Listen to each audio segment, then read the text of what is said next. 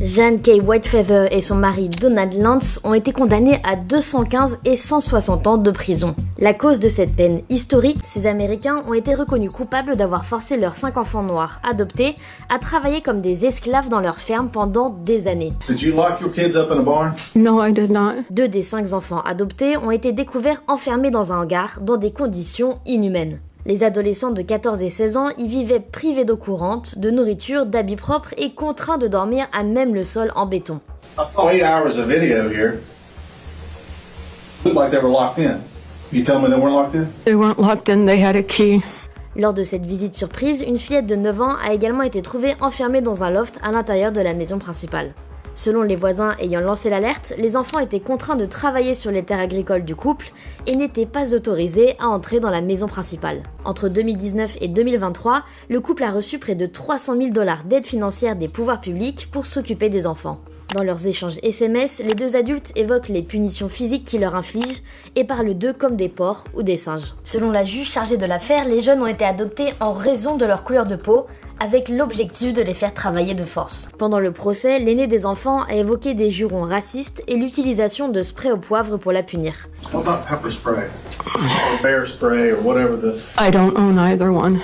Did you ever spray any of your children with pepper spray or dog repellent or anything else? No, sir. Elle a déclaré à ses parents adoptifs qu'ils étaient des monstres. And instead of apologizing today, because you never have said you're sorry, but what you did do was put on one of the most reprehensible, narcissistic defenses that I have ever seen in my years of trial work. En plus de leur peine de prison, les 2 parents adoptifs ont été condamnés à payer près de 260 000 € chacun en dédommagement aux victimes. Comme c'est résumé dans les extraits que je viens de te partager, ce couple américain blanc a adopté 5 enfants noirs au total, qui sont aujourd'hui âgés entre 5 et 18 ans. Le couple a été arrêté en 2023 et il a été condamné ce mois-ci pour travail forcé, trafic d'êtres humains, violation des droits civiques et négligence. Mais la vidéo ne détaille pas tout ce qu'ils ont fait subir à ces enfants. L'aînée a par exemple raconté qu'elle n'a pas pu se laver pendant 2 mois. Comme tu l'as deviné avec les images, le hangar dans lequel les enfants étaient enfermés avait une caméra de surveillance que le couple utilisait pour les surveiller.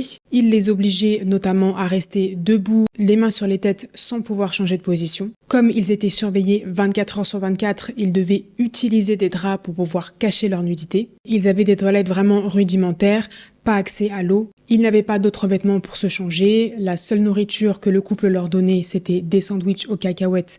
Et dès qu'un des enfants faisait quelque chose qui ne leur plaisait pas, il leur privait de nourriture. Ils recevaient des coups. Ils devaient travailler dehors, quelle que soit la météo. Ce qui est particulièrement intéressant dans ce cas, c'est que l'acte d'accusation reconnaît et affirme que le couple a spécifiquement ciblé les enfants noirs et que les mauvais traitements et le travail forcé étaient faits en raison de leur race. L'horreur qu'ont vécu ces enfants et les précisions de l'acte d'accusation permettent de soulever une première problématique, l'adoption transraciale. Cette expression, elle est commune aux États-Unis et elle désigne une adoption où les parents n'ont pas la même race que les enfants. Et dans 99% des cas, ce sont des parents blancs et des enfants non blancs. Cette notion d'adoption transraciale est beaucoup plus rare en France, si ce n'est pas pour dire qu'elle est quasiment inexistante. En revanche, en France, on parle d'adoption internationale, donc des Français qui adoptent des enfants qui viennent de l'étranger. Même pour les États-Unis, j'ai pas trouvé de chiffres concernant les adoptions transraciales, mais en tout cas, il est connu et reconnu que les enfants noirs sont surreprésentés dans tout ce qui va être services sociaux, pseudo-aide à l'enfance, etc. Il y a beaucoup plus de chiffres concernant l'adoption internationale et ça reste intéressant de les regarder et de les comparer parce qu'au final, la dynamique est la même. Ce sont des parents, pour la majorité blancs, qui proviennent de zones dites modernes, développées, et qui veulent adopter des enfants non blancs qui proviennent, eux, de zones ou de pays qui sont dits non développés. D'après ce que j'ai pu trouver, en France, les adoptions dites internationales ont représenté jusqu'à 80% des adoptions. Et aujourd'hui, 43% des adoptions internationales sont des adoptions d'enfants qui proviennent de pays en Afrique. Et dans le top 5 des pays d'origine des enfants adoptés, on a soit des pays asiatiques, soit des pays africains ou des pays d'Amérique du Sud. Aux États-Unis, le chiffre est beaucoup plus important et en 2004, il y a eu plus de 22 000 enfants adoptés qui proviennent de l'étranger. Les données expliquent qu'il y a vraiment eu un pic de l'adoption internationale, notamment parce qu'en fait, il y avait des programmes entre les pays des parents adoptés ou possiblement qui veulent adopter et les pays qui ont des enfants à adopter. Par exemple, en Chine, il y a eu un programme d'adoption internationale pendant plus de 30 ans qui est lié aussi à la politique de l'enfant unique. Il y a plus de 160 000 enfants chinois qui ont été adoptés durant ce programme par des familles étrangères et plus de la moitié de ces familles étaient américaines. La Chine a mis fin à ce programme en 2024 et il y a d'autres pays qui ont soit totalement interdit l'adoption internationale, soit qui ont mis beaucoup plus de restrictions comme les Pays-Bas ou encore l'Éthiopie. Et c'est surtout ça en fait qui explique la baisse d'adoption internationale. Et la principale raison de ces interdictions ou de ces restrictions,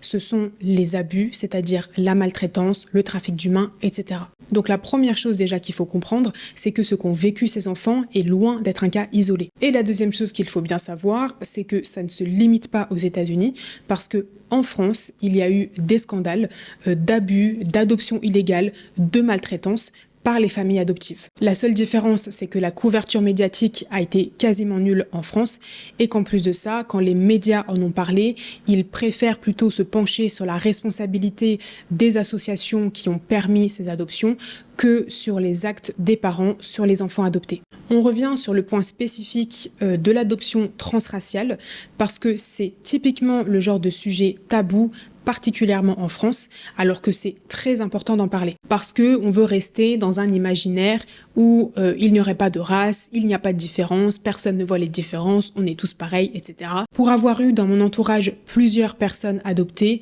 j'ai pu voir à quel point l'adoption c'était compliqué, surtout dans le rapport avec les parents et surtout dans un rapport de parents blancs, enfants non blancs. De ce que ces connaissances m'avaient raconté, eh bien c'était des propos racistes plus ou moins assumés, des clichés que mettaient les parents sur leurs enfants adoptés, des tentatives d'attouchement, de la négligence de manière générale et des différences de traitement entre l'enfant blanc biologique et l'enfant noir adopté. Si tu as été adopté ou si tu connais l'expérience de quelqu'un qui a été adopté, je t'invite vraiment à partager ces expériences en commentaire parce que c'est vraiment important qu'on puisse se rendre compte de la violence psychologique, émotionnelle que vous pouvez subir. Et comme je disais, c'est un sujet qui est très peu abordé, voire pas du tout. Et quand il va être abordé, il va généralement être minimisé parce qu'en fait, ça demande de reconnaître énormément de choses. Déjà, premier problème, on a une définition du racisme qui est complètement fausse. Donc on ne risque pas de savoir l'identifier. Si tu veux en savoir plus, je te recommande vraiment de te procurer le guide La confrontation des couleurs qui développe justement la véritable définition du racisme. Quand on sait la véritable définition du racisme, on sait que le système dans lequel on vit aujourd'hui est raciste par essence. Non, le racisme, ce n'est pas un comportement déviant mais minime, ce n'est pas un groupe de personnes qui fait le salut nazi. C'est beaucoup plus profond et diffusé que ça. Et puisqu'on a grandi et qu'on vit dans ce système, ça signifie qu'on expérimente et ou qu'on développe des mécanismes, des réactions dues à ce racisme. Soit en tant que cible ou victime de ce système, donc ça va être des difficultés à trouver un logement, des difficultés à trouver un travail, une insécurité, des arrestations injustifiées ou encore de la négligence dans les services médicaux, soit en tant que bourreau où on va pouvoir nuire aux autres sans aucune peur de représailles, minimiser ou refuser catégoriquement le racisme, bénéficier de privilèges sans assumer que ce sont des privilèges, rejeter la faute sur les victimes, etc. Je pense que tu as toi-même constaté que ce genre de sujet est très difficile à aborder et encore plus à reconnaître quand on est en France.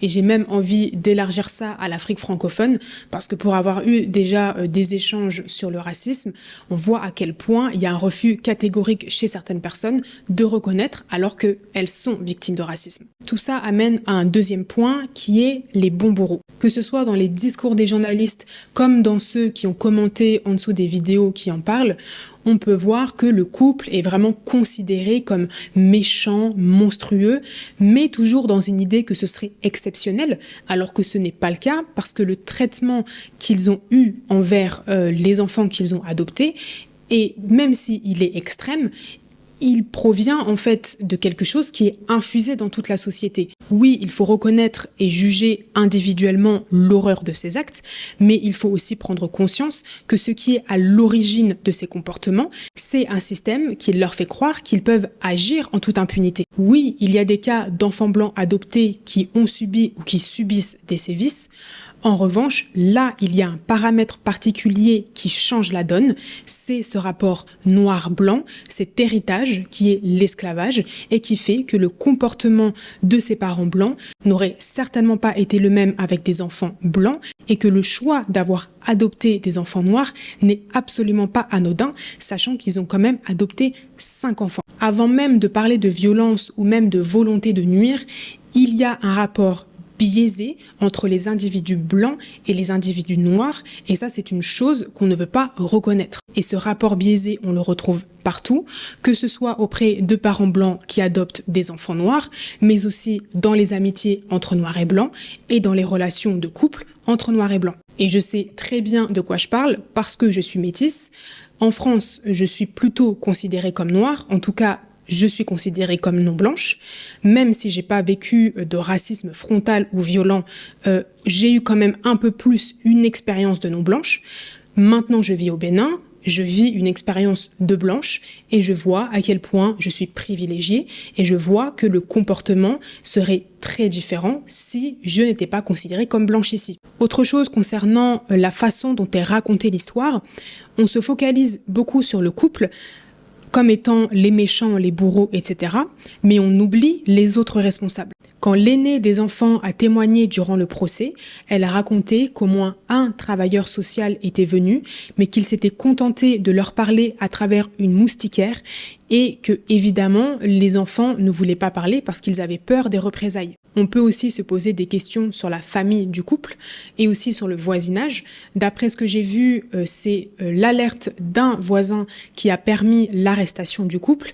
Mais durant le procès, il y a plusieurs voisins qui ont témoigné. Est-ce qu'ils avaient déjà alerté mais il n'y avait eu aucune suite? Ou est-ce que finalement ils n'avaient rien dit? Ce n'est pas précisé. C'est pour ça que c'est très important de comprendre que nous vivons dans un système où nous avons tous chacun un rôle qui nous a été attribué et nous sommes donc entièrement responsables par notre ignorance, notre volonté de fermer les yeux ou encore par notre silence. Le cas de ce couple a été particulièrement médiatisé jusqu'en France et ça nous permet de nous rendre compte que non seulement les dessous de l'adoption, les vices ont été cachés, mais en plus de ça, que de manière générale, l'adoption est encouragée. Et c'est en prenant connaissance de cette affaire que je me suis rendu compte que la façon dont était présentée au grand public l'adoption était vraiment très similaire à la façon dont on présente les moyens de contraception avec toutes les horreurs qui se cachent derrière. Si tu veux connaître ça en détail, j'ai fait des vidéos sur ce sujet.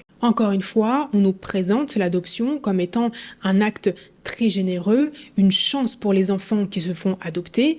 Les parents sont présentés comme des gens altruistes. Et même si en soi, l'adoption n'est pas un problème, la façon dont il est pratiqué dans notre système est problématique. Il y a beaucoup de personnes qui ont parlé du syndrome du sauveur blanc et là, on est clairement dedans.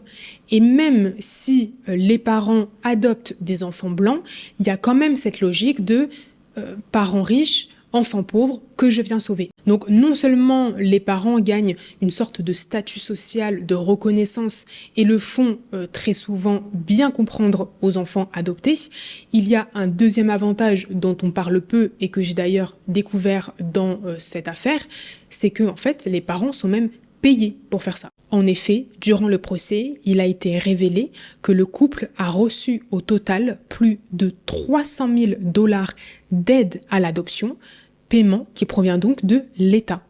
Ce qui signifie que l'État est aussi entièrement responsable de ce qui s'est passé. Mais l'aide versée aux parents adoptifs n'est qu'une partie de ce véritable business de l'adoption. En France, par exemple, les frais concernant des adoptions internationales peuvent aller de 5 000 à 20 000 € par enfant. Et en plus de ça, il faut compter les coûts supplémentaires pour les voyages, les démarches administratives et l'accompagnement d'agences spécialisées. Les agences spécialisées servent d'intermédiaires entre les parents qui veulent adopter et les structures qui disent avoir des enfants à adopter. Mais ce ne sont pas les seuls à se faire de l'argent. L'État d'où provient l'enfant à adopter prend aussi sa part. Par exemple, à Haïti, les adoptions internationales ont été une source importante de revenus avant qu'il y ait des restrictions.